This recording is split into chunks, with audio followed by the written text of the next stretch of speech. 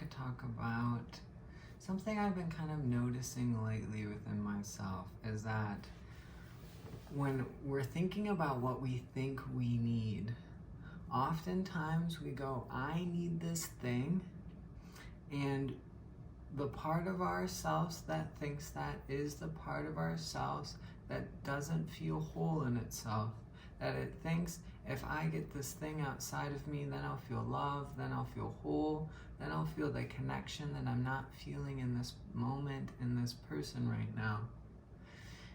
And in truth, the things we think we need are just the things that are gonna feed our unprocessed pain. Our unprocessed pain lives from a place of unworthiness, of lack, of not being enough, and things outside of us will help us feel like we are enough. And in truth, the only thing you really need in your life is yourself. And if you change how you relate to your life, you change your experience and how you experience your life. And if you feel like you're someone that needs more love, that needs something outside of you to complete you, it's probably because you're not giving yourself something that you need, like greater positive affirmations, telling yourself that you're beautiful or brilliant or enough or incredible exactly as you are, or just telling yourself more often that you love yourself. Or if we think we need something, it can be coming from a place of, this person is going to meet my desires for sex, this person is going to meet my desires for care. And oftentimes when we feel that way, we're not fully caring for our own needs, and we're not fully appreciating or enjoying the pleasure of our body when we're physically intimate just with ourselves. And it's something to think about, is in what ways am I waiting for something, what ways am I giving my power away to something outside of myself, thinking that it's going to meet my needs better than me. Because no one's going to meet your needs better than you. And you could try and give them all your love, and your love would just be too much for them. And we learn what I think I need is just my fantasies I have about how I'm gonna get my needs met. And in truth, the only one that can meet my needs is me. And if I'm in an experience I need help, you can always ask for help.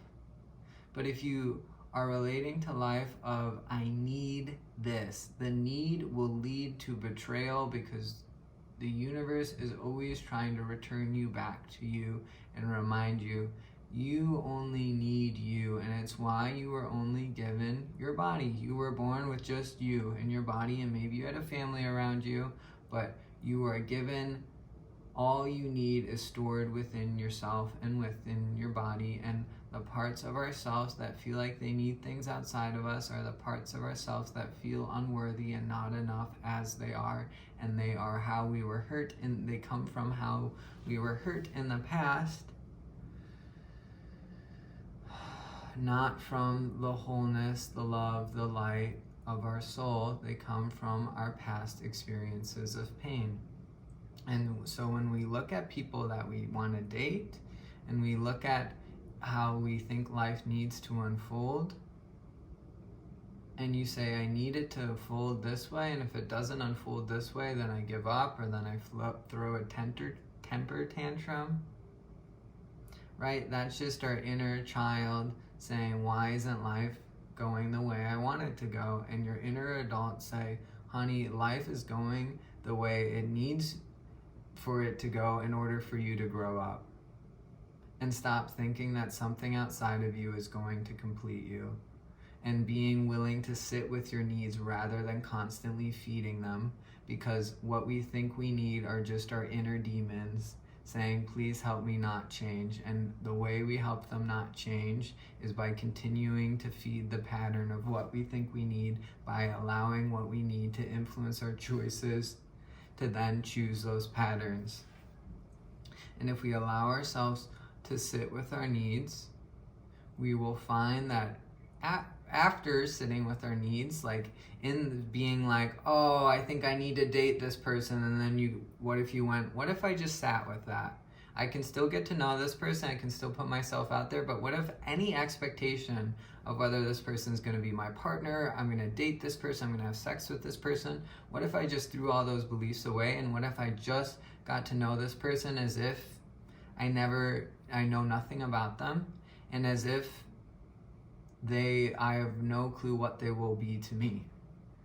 And if we start to relating to that level, to life with that level of curiosity and interest, we'll start to really see people for who they are, and we'll stop finding ourselves in relationships that last for a couple months or a couple years and then don't work out, and we'll start to realize, oh, I just needed to be more curious and interested in the moment, and my curiosity and interest in people is actually what opened up greater discernment within me, because I start really seeing people for who they are. And the slower I move and the more curious I am in someone, the more clearly I'm able to decide what's going to serve me and what's not going to serve me. And if I'm feeling like I need a person, it's almost always a time, like when we're thinking about dating, that's not something to necessarily feed. That is something to feel, something to sit with, and it doesn't mean you can't get to know the person you need.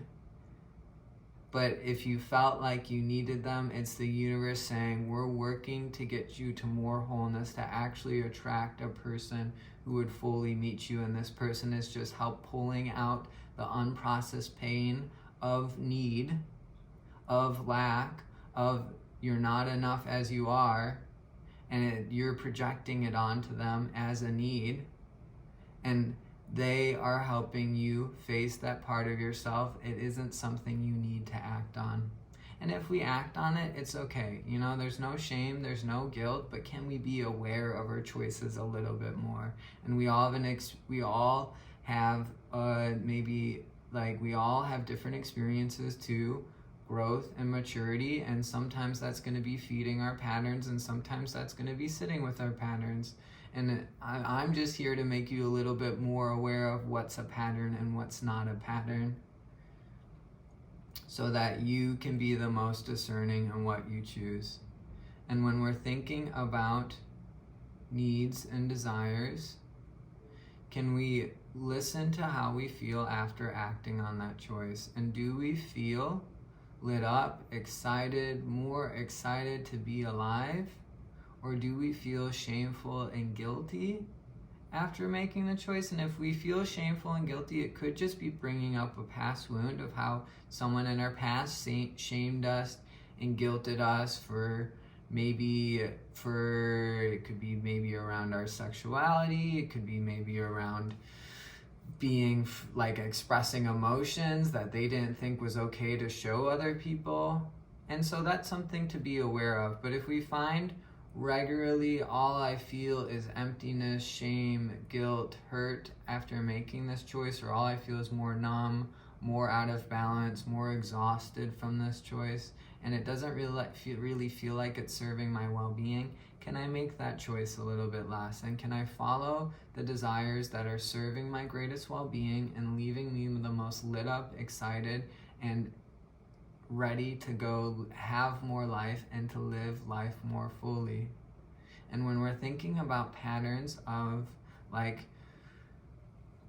who to have sex with or who to date, I would say a pattern of, should I have sex with this person? If it's not someone you would want to be in a long-term relationship with, the healthiest choice would be to sit with that desire rather than act on it. Because casual sex is just leading us to be more open and vulnerable with people that necessarily probably won't be able to handle it very well, or we're building a little bit stronger to an attachment to someone who is destined to leave our life sooner rather than later. And the faster we rush into a relationship, usually the faster it ends. And how something starts is how it ends. And so if we can take things slowly and sit with our desires for sex rather than constantly feeding them, we might find a little bit more freedom from that desire as we feel it rather than feed it.